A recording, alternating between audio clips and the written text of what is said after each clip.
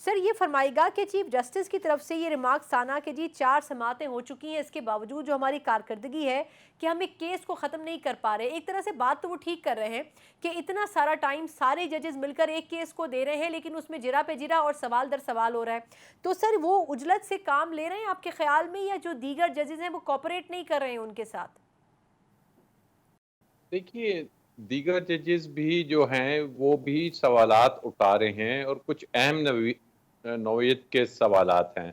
और इश्यू ये हो रहा है कि चूँकि 15 जजेस हैं, तो हुँ, वो अभी एक का सवाल का जवाब दे नहीं पाते, तो दूसरी तरफ से दूसरा सवाल आ जाता है। हुँ, अभी वो सवाल सुन रहे होते हैं, तो एक और सवाल आ जाता है।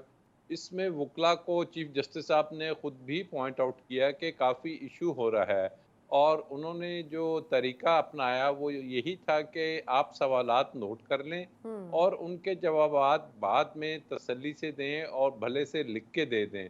एनी हाउ अब चूंकि चीफ जस्टिस साहब इस ओपिनियन के हैं और तरीका भी यही है कि अगर पूरी सुप्रीम कोर्ट बैठी है तो फिर हफ्तों जैसे पहले माजी में हमने देखा जैसे नैब अमेंडमेंट्स का था 54 उसमें डेट ऑफ हेयरिंग्स हो गई तो हुँ। 50 हेयरिंग्स तो अफोर्ड नहीं की जा सकती।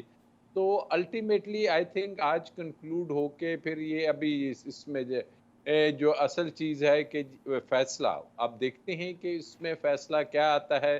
क्या अदलियत समझती है कि जी उनकी जो इंडिपेंडेंस है उसमें इंट्रूजन हुआ है, उसमें हुँ। इंट्रूड किया गया है, उसको पामाल किया गया है, या अदलिया ये समझती है कि नहीं, पार्लियामेंट का इख्तियार जौन-सा है कानून साज़ी का है और वो किसी भी किस्म की कानून साज़ी इवन अगर उसमें सुप्रीम कोर्ट को रेगुलेट करना हो तो वो कर सकते हैं। हुँ। तो बज़ाहिर लग रहा है कि एक डिवाइडेड किस्म का फैसला नज़र आ रहा है, मुतवक्के है कि जिसमें कुछ जजेस का व्यू कुछ होगा, क्योंकि इसमें एक अहम चीज़ है कि ये क्या फिर आइंदा से फ्यूचर में पार्लियामेंट को लाइसेंस दे दिया जाएगा कि वो अपनी मर्ज़ी से कुछ रूल्स जो हैं सुप्रीम कोर्ट के वो एक्ट के ज़रिए बनाएँ और आर्टिकल 191 जौन-सा है उसको अब सुप्रीम नहीं, कोर्ट ने डिफाइन करना है। आमिर जी। साहब माज़रत आपकी बात काट रही हूँ सर, लेकिन देखिए ये भी तो बात दुरुस्त है ना कि 1960s में लॉज़ बनाए गए थे या रूल्स बनाए गए थे, जहाँ तक मैं समझ सकी हूँ। उसके बाद नहीं, दोबारा 1980 में, 80s 80 में में, 80 में। 80s में और उसके बाद सर एक तवील अरसे से उसके ऊपर रिकंसिडर नहीं किया गया। तो अगर इस हवाले से खुद कोर्ट्स नहीं कर रही हैं और अगर पार्लियामेंट कर दे तो सर इसमें कोई बुरी बात तो नहीं होनी चाहिए।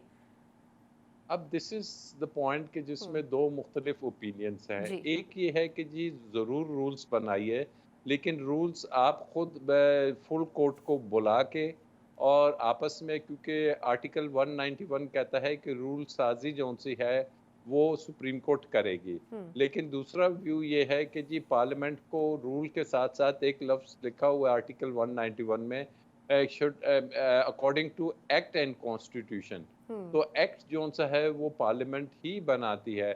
लेकिन इसमें खाली रूल्स की बात नहीं है, इसकी सब क्लॉज़ 5 बहुत अहम है, ये जो नई अमेंडमेंट्स आई हैं। हुँ, हुँ। उसके तहत एक अपील का राइट दिया जा रहा है और वो अपील का राइट बहुत कंट्रोवर्शियल है कि क्या जब कॉन्स्टिट्यूशन में अपील नहीं है, आईन पाकिस्तान में नहीं है, तो क्या सब ऑर्डिनेट लेजिस्लेशन के ज़रिए हम एक अपील का सब्सटेंटिव राइट दिया जा सकता है और वो राइट अगर मिल जाता है, हुँ, वो फिर रेट्रोस्पेक्टिव इफ़ेक्ट से पुराने तमाम केसेज़ में ये जो 184(3) के तहत डिसाइड हो चुके हैं, उनमें भी वो अपील मिल जाएगी। तो ये बहुत ही अहम मैं समझता हूँ सवाल है, जो कि एक रूल साज़ी से भी अहम है।